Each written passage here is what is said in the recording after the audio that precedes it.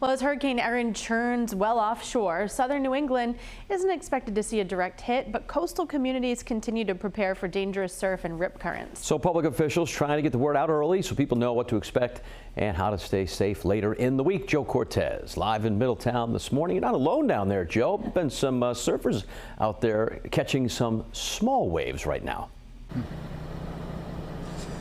Yeah, Kate, Patrick, that's right. This beach is full. I mean, a lot of people are down here. I mean, the parking lot's pretty much full behind us. We're looking this morning, but you know, it's dubbed the calm before the storm. But if you're an official working for whether the town or the state, it's really a totally different story. They've been preparing for this all week long, getting ready for the effects of Hurricane Erin on the East Coast. Now, right now along the beaches, there are fully staffed lifeguard stands. They're going to be adding police patrols and putting a marine unit on standby in case rescues are needed.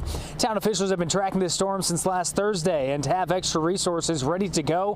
While Erin is not expected to make landfall, Middletown Fire Chief Rob McCall, he says it's a reminder to be ready for any future storm this hurricane season. Wave increase in height makes it so that they'll crash over the rocks and sweep people out. We want people to be aware of that. It can happen in a second. We have seen in the past basically the ocean coming into the parking lot and starting to flood some of the road areas down there, especially in the Second Beach area. Now, a lot of people are out on the beach right now. We've got about 24 surfers behind me, and they're out here to catch some of these waves because there is a high surf advisory this morning, although we are expected to see some of the bigger waves come in tomorrow through Friday. Reporting live this morning, I'm Joe Cortez, 12 News. Morning, Dare County, North Carolina. One of the spots under this evacuation order as Hurricane Erin makes its way up the East Coast.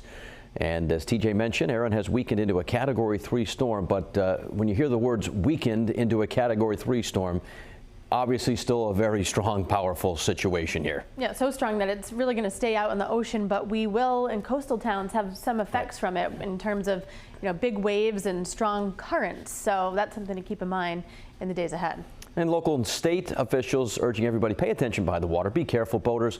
Take the proper measures ahead of this storm that, again, will not make a direct impact with us, but we will feel the effects with some waves and some dangerous rip currents. Joe Cortez live in Middletown. And we've got some surfers down at the beach this morning. They might be a day or two early to catch the big waves, though. Yeah, Kate, Patrick, these surfers have been down here since 6 o'clock this morning, and they're out there, they're having a good time, but we're expecting to see those big waves come in tomorrow morning and throughout Friday. But safety is #1 priority for a lot of the rescue personnel, and officials are reminding everyone to just stay prepared and be sure to be on the lookout, because in an instant things can change from a good situation to a very tough situation. So we got a chance to catch up with the law enforcement officer, or the chief of law enforcement for the DEM, Dean Hoxie. He says that they've been monitoring the forecast and continue to secure facilities across the beaches. In season, it takes about 1 to 2 days to get the facilities secure. As for the boats, the preparation, it's already begun. These storms can turn violent very quickly, and their path can shift at any moment. So Hoxie said that it doesn't matter the size of the vessel. Every man-powered vessel or operated vessel that's not tied down, it could cause problems and put rescue personnel unnecessarily in the water. Even a paddlecraft, a kayak, a canoe that's unsecure, that the waves will take, that launches a recovery effort or a rescue effort on our part and the Narragansett Bay Marine Task Force. So it takes a lot of resources and places all the public safety workers at risk. So many dangers involved. As beautiful as it may be, please stay off and away from the water.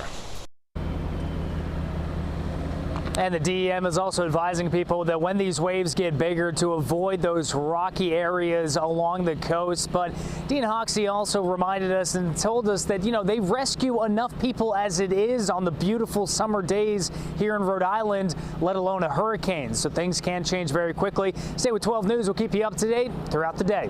Reporting in Middletown, I'm Joe Cortez, 12 News.